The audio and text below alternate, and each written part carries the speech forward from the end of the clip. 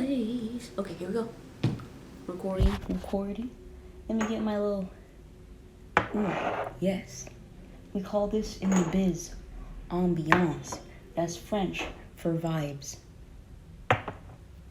1, 2... Maybe.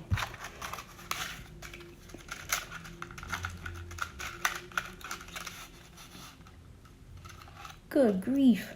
The quality control on these matches is insanely low. That's crazy. Yeah, boy. Okay. Hello. 'Tis me, to the bug.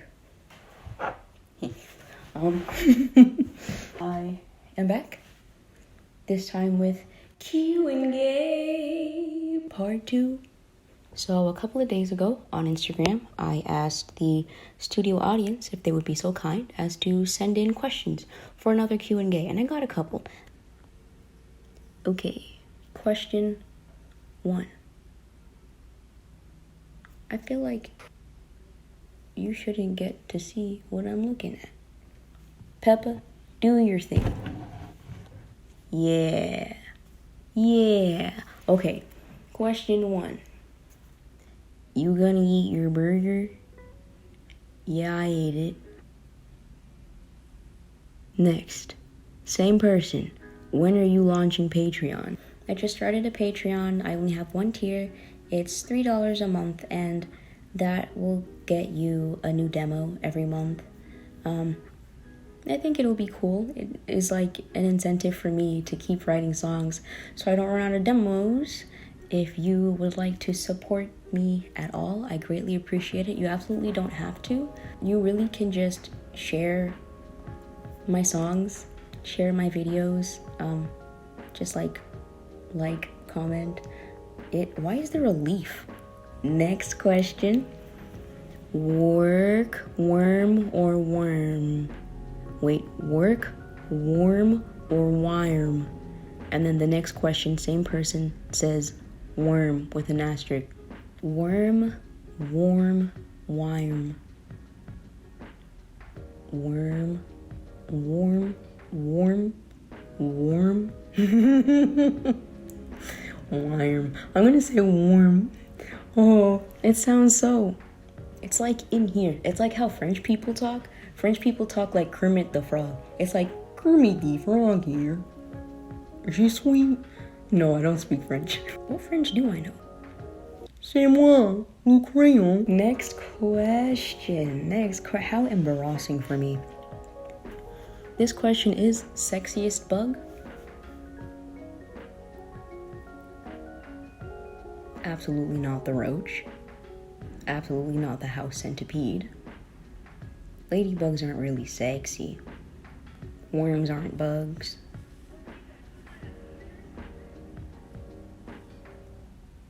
What is this? Maybe the praying mantis. They got the little, and me, I'm also. Yeah, I'm gonna say the praying mantis. Aren't they the ones that kill their partners though? I'm gonna say if I was a bug, I would not like to date a praying mantis because life, it's quite good sometimes. But I think I would be a secret admirer to a praying mantis. This question is, what is an edible thing that you wish were edible?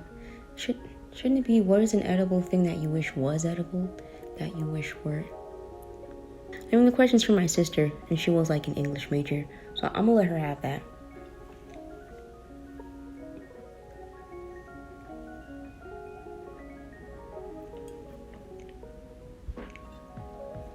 Barbie hands. Yes, when I was a youth, I chewed on a lot of things. I ate Barbie's hands. I ate off Barbie's feet. Those the pebbles, the little clear, beautiful blue rock things in my mouth. And out of all the things I'm about to really expose myself here and I'm being vulnerable, so you cannot use this against me in the court of law. But as a youth, as a child, in addition to all those other things that I illegally consumed, I also had a penchant for licking deodorant and eating baby powder. So if it's between Barbie hands, deodorant, and baby powder, not like spray deodorant, the like stick deodorant. I'm not a monster.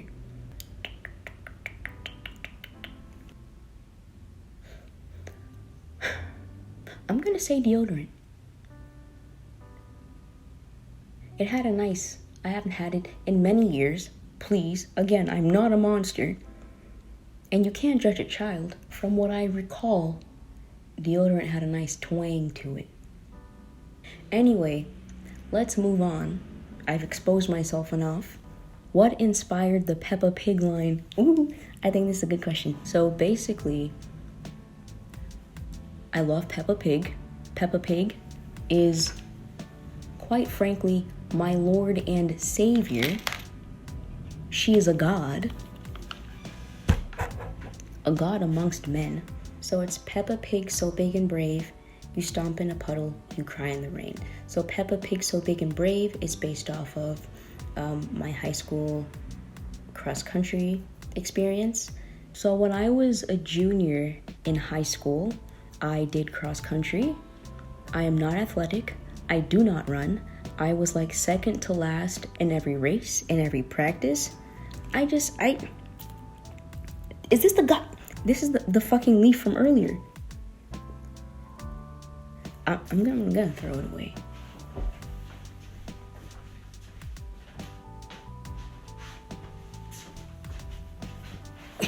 Where was I? Oh yeah, it was honestly, aside from the running part, a good time, good camaraderie. But every day after practice, I would be exhausted, muscles burning. I would sit down in front of the TV with a giant plate of rice and watch Peppa Pig every day. And it was so good. And I say Peppa Pig because Cave Town has this line in 888. We'll make Peppa Pig plasters the coolest new trend. And I think Peppa Pig so big and brave sounds weird versus Pepper Pig. So, and then you stomp in the puddle, you cry in the rain. I've always had a weird aversion to like getting rained on. I don't like getting wet when I'm not intending to get wet. And just like thinking about it being like raining at college and like if I didn't have an umbrella, like being caught in the rain and just like sobbing. Whereas Peppa Pig loves stomping in puddles.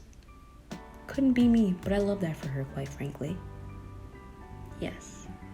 Next question is, what music did you listen to while you were listening to the album? Anything have an influence? I'm just not good at making playlists that are any sizable length. I tried and had like 5 songs. But let me just like open it up and see what songs I have. So the songs that I have Anima by Ivy Rue.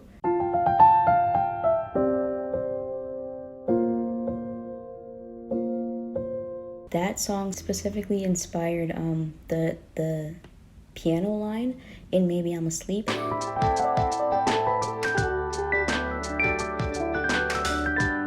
Banana Bread and also Telescope. I was learning both of these songs early on in the pandemic, and then it was in that tuning, the E, A, C sharp, G sharp, B, E tuning, that I came up with the Betty Joe riff. So that's Betty Joe.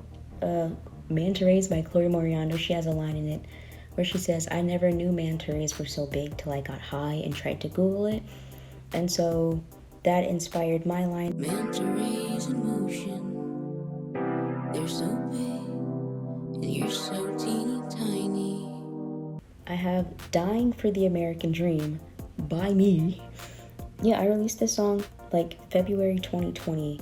It's something I produced like junior year of college. There's a line in it And then I have In Person is a Person.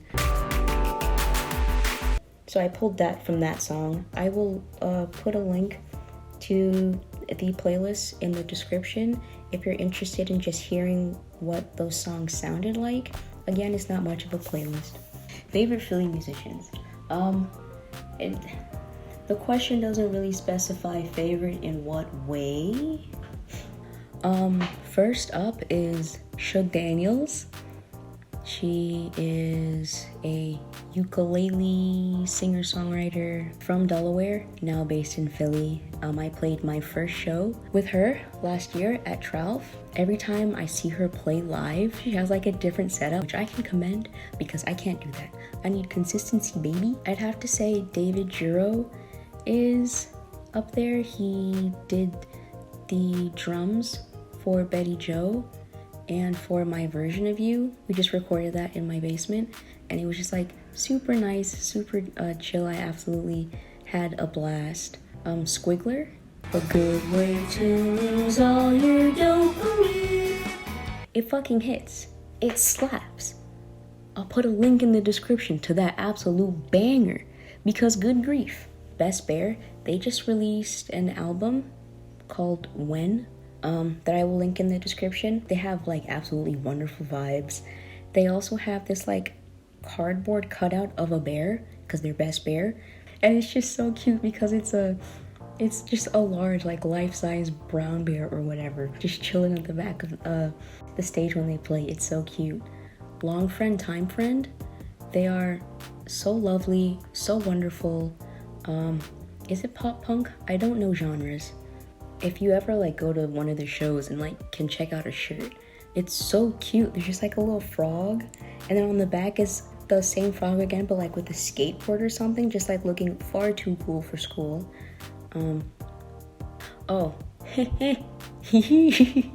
Glitter Spitter, the band that I used to be in and that I am no longer in. They make pretty good music, methinks. Am I biased? But of course.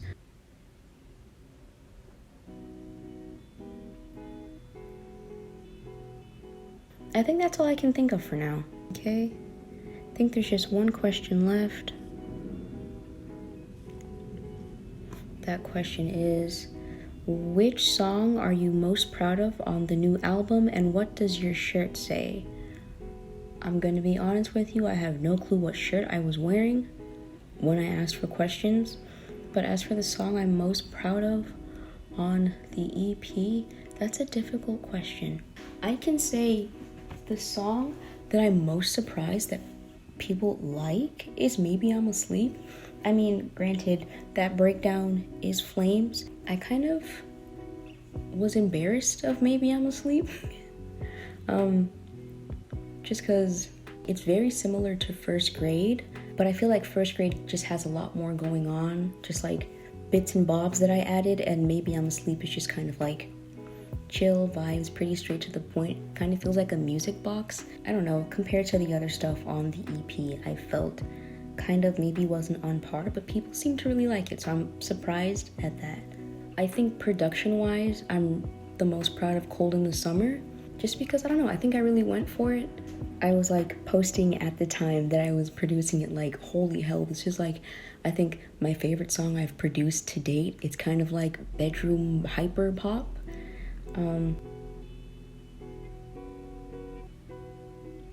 Yeah, that's all the questions I have. Maybe I should go back and try and figure out what shirt I was wearing so I can answer that part of the question. Do you like pina coladas? Ooh, get caught in the rain. Oh, the shirt says Light and Sound Studios. Oh man, it's cracking already. I was like the featured artist on one of their open mics, and they gave me a free shirt. And then literally a week later, I'm cleaning my bathroom, forgetting that spraying bleach and wearing a black shirt does not make sense at all. And so now it has a little blonde bleach splatter on it. But hey, I'd like to think things like that add character. No? Character? Who's to say? yeah. Again, thank you so much for your support and for streaming Beet the Mug. Stream it again. Also, again, if you are so inclined to check out my Patreon, link in the description, that would be much appreciated. But if not, that's totally fine.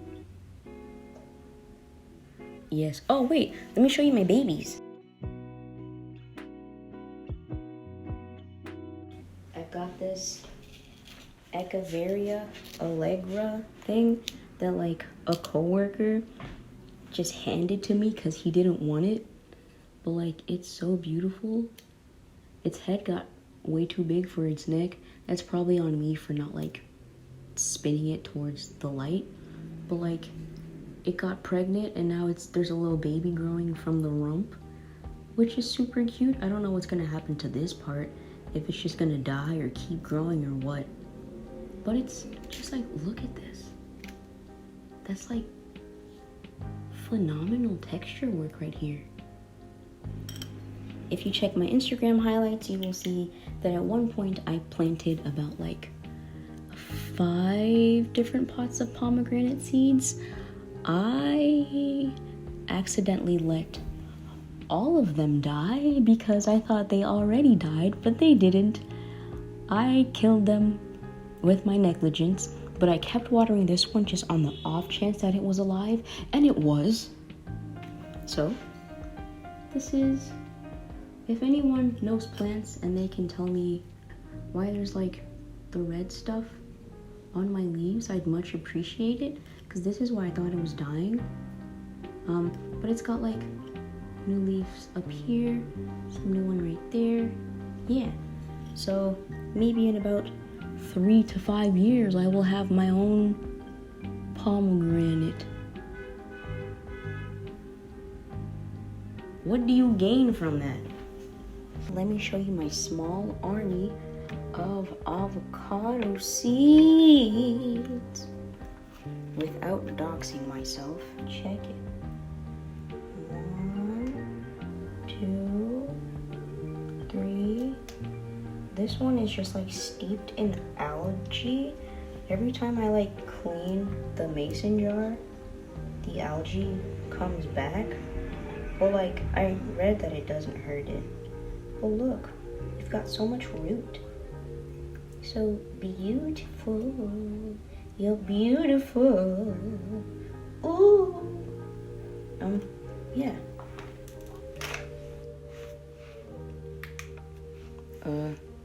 Yes. I think this is actually goodbye now. See you later.